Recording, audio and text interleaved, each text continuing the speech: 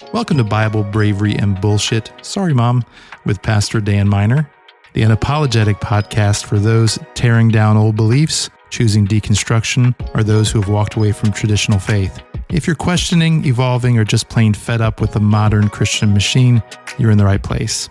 Hey, you might laugh, cry, maybe get pissed off, or who knows, get inspired to keep up the good fight. You can follow me or Harvest Church on TikTok, Instagram, or Facebook to get connected. The links are in the description of this podcast. Here we go. Today we want to talk about one of the most deeply offensive ideas possibly for a whole lot of people who grew up in faith and religion. And that is, what if the version of Jesus we lost needed to be lost? I know, right? I mean, how often do we, the truth never changes, or Jesus never changes, or blah, blah, blah, blah, blah. Which is silly, because it's the idea of like believing that we somehow got this full, complete, accurate, nothing missing, nothing added revelation of Jesus on day one, and anything else is, blasphemous. And that is just insanely arrogant at best. But here's the deal. A lot of us were handed a Jesus that was just small, narrow, suspicious, nervous, uptight, right? A Jesus who somehow always agreed with the most controlling pastor we knew, the most emotionally constipated Bible teacher we knew, that one church lady who thought joy, cleavage, and Harry Potter were all direct pipelines to hell, and Roblox. And then one day, for a lot of us, that version of Jesus stopped working. Not because we wanted to be rebellious, not because we wanted to, quote unquote, live in sin, but church people love that explanation because it saves everybody a lot of time and requires no intellectual honesty, just to label people. Yeah, sometimes the old version of Jesus stops working because it was too small to hold on to in real life.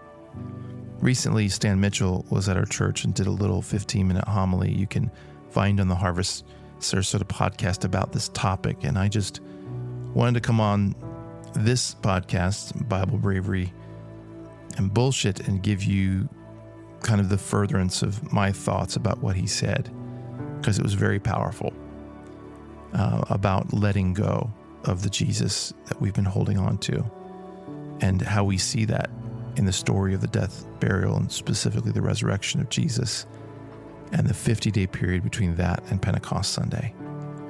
Let me just say this. We've let go oftentimes of the old version of Jesus because that version was too small to actually hold real life circumstances, too small for grief and for doubt and for our queer siblings and neighbors, too small for women who had voices, for trauma, God, for science, for justice, whatever it is that we have made the perpetual enemy of faith with this small version of Jesus. And then what happens? A lot of us panic because that's what we were trained to do. Don't ask questions, don't deconstruct, don't challenge tradition. That's scary. You're going to lead your kids down the wrong path. Don't move too far from what we were taught. Don't read books without at least, 3 endorsements from dead white male theologians. But this story gives us something so much more honest than panic. Mary goes to the tomb not because she has big triumphant faith, but because she loved something. And even though it had died, she wasn't ready to pretend it meant nothing. Have you ever felt that way? Have you ever been there? Not full of certainty, not floating through life with, all your perfect matching journal entries and worship playlists. Oh, Bethel, Hillsong, Not posting God's got this while privately, coming apart at the seams. A lot of us have stood at the tomb of the faith we used to have and thought, I don't know what this is anymore, but I know that at one point it mattered to me. Maybe that's more spiritual than fake certainty has ever been. Because sometimes deconstruction is not disrespect. Sometimes it's reverence. Sometimes it's not rebellion, sometimes it's honesty. Sometimes it's just refusing to keep calling something good when it keeps crushing people. Sometimes it's us saying we cannot keep calling this holy if it keeps producing shame. We cannot keep calling this Jesus if it looks nothing like love. Or we can't keep pretending this is life-giving when it keeps minimalizing and marginalizing and making people smaller.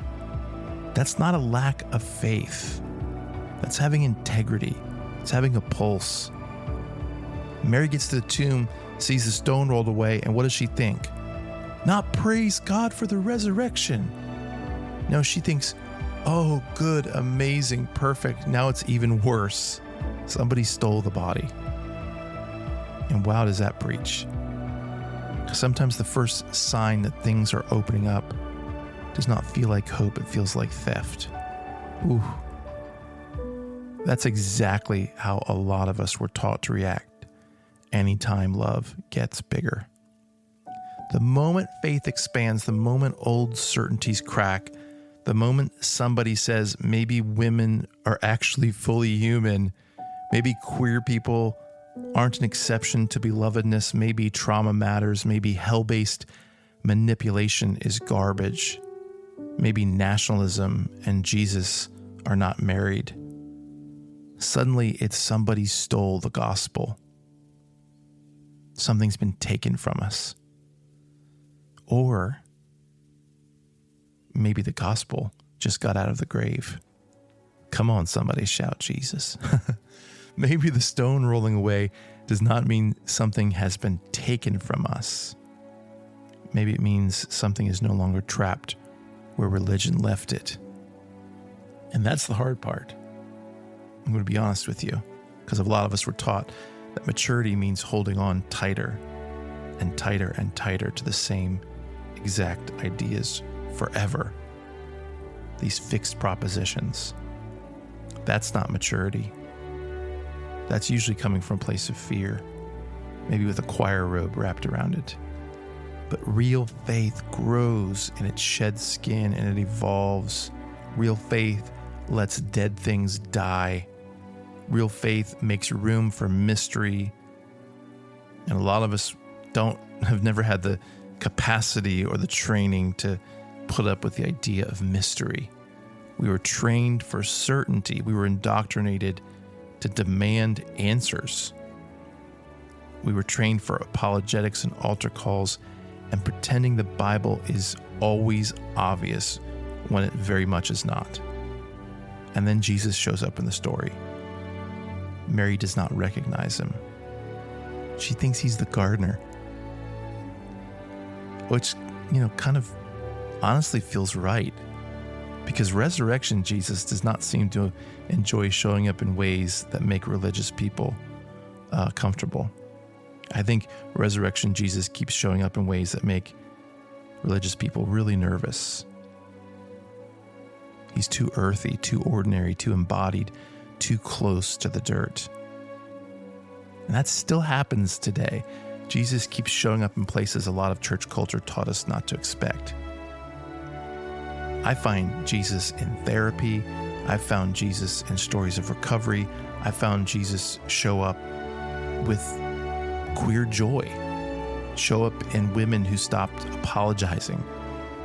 Jesus showing up in people healing from church harm.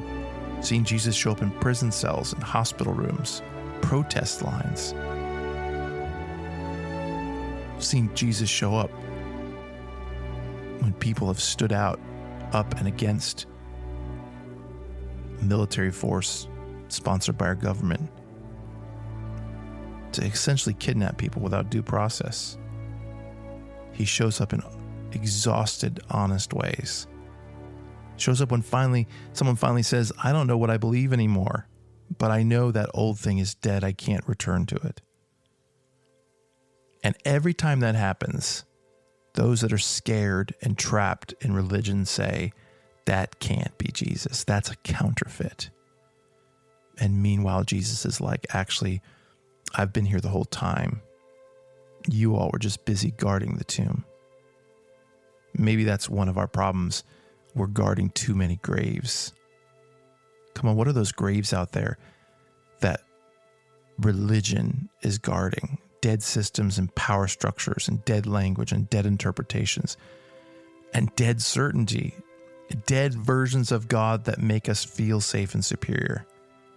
We act shocked when living people stop wanting to sit in cemeteries every Sunday. And let's just be honest, some people are not leaving Jesus. Some are just leaving churches and frameworks that confuse misery with holiness and control with discipleship. And then when Jesus finally becomes recognizable in the story, he does not do the big dramatic ego reveal. He doesn't throw lightning. He doesn't say, "Foolish woman, it's me, the Lord of glory, now apologize." And do it in King James English. He says her name. That's such better religion. Not a God screaming, "Recognize me," but a Christ saying, "I know you." Whew. Preach, boy. That matters because of a lot of us were raised with a version of faith that's centered around being right and being loyal, being pure, being sure. But the resurrected Christ in this story doesn't lead with control. He leads with recognition, with tenderness, with relationship, with naming. That's resurrection. Not domination, recognition. Not power flexing. Not, bow up. But hey, you're still known. And then comes the part that is so beautiful and honestly annoying sometimes. Mary grabs a hold of him, basically saying, in modern language, absolutely not. You've got away from me once, but this is not happening again. And Jesus says, "Don't hold on to me." It's just so frustrating for Jesus to say something like that. Because the moment we think we've finally found the better version, the healthier version, the freer version, we want to freeze that one too. We want to lock it in. And a lot of us leaving toxic theology think, okay, now we've got it. A lot of us become progressive and think, okay, now we've arrived. But Jesus says, don't hold on too tightly to this one either. That'll humble us real quick. Because even we can become rigid, get smug. We can build a little orthodoxy with better politics and cooler podcasts. We can turn liberation into just another performance.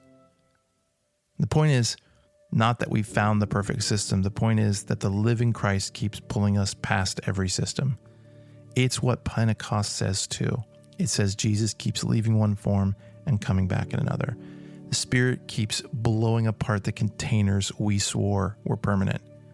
It says the divine is not trapped in one language, one structure, one doctrine, one institution, one tribe, or one interpretation. In other words, Jesus keeps escaping religious custody. Thank God, right? Because let's be real, some versions of Jesus absolutely needed to die. The nationalist Jesus needed to die. Anti-queer Jesus, dead. Misogynistic Jesus, dead. The colonizer Jesus, dead. The capitalism with a cross Jesus, dead. The submit more and maybe your abuse will become ministry Jesus, extremely, hopefully dead forever. Let's not resurrect any of these. And if losing those versions feel like grief, okay, let's grieve it. Mary did. We don't have to confuse grief with failure. We don't have to confuse disorientation with faithfulness. We don't have to confuse change with some sort of betrayal.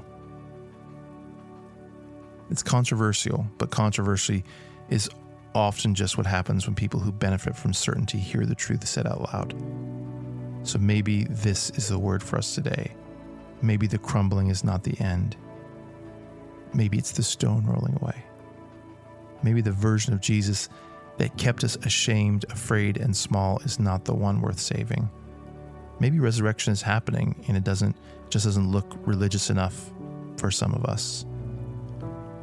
Maybe the Christ we thought was stolen is actually standing right in front of us, alive and unrecognizable because love got bigger than the container we were handed.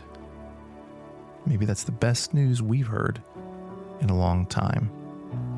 Maybe one of the bravest things we can do is let the bad version of Jesus die over and over and over again.